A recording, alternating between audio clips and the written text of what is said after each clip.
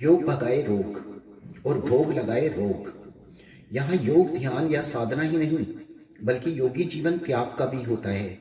और त्याग अपनी इच्छाओं के साथ साथ अपने सुख साधनों का भी होता है।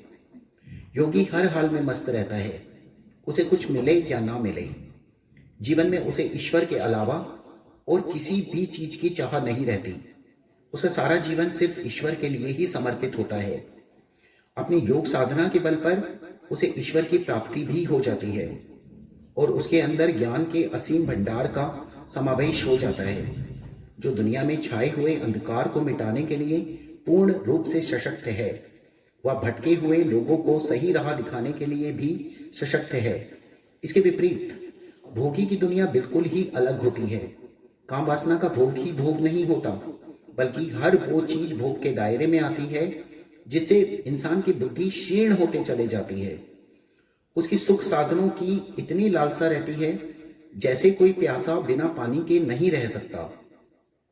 वो इंसान अपने सुख साधनों में इतना डूब जाता है कि उसकी जिंदगी उन साधनों के बिना खत्म सी लगती है। माया रूपी पर्दा उसे निरंतर दीमक की तरह अंदर ही अंदर चट कर जाता है। वह इंसान माया के नशे का आदी हो चुका होता है।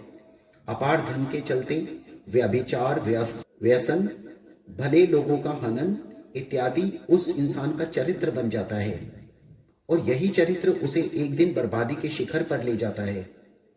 कई बार तो कुछ लोग कोई बड़ा नुकसान होने पर आत्महत्या तक कर लेते हैं। ज्यादा मोह का लोभ इंसान को पूरी तरह से बर्बाद कर देता है और अंत में वो एकदम अकेला रह जाता है। माया भी उसका साथ नहीं देती, जो उसने ना जाने कितने भले लोगों की आत्मा को दुखाकर अर्जित की थी।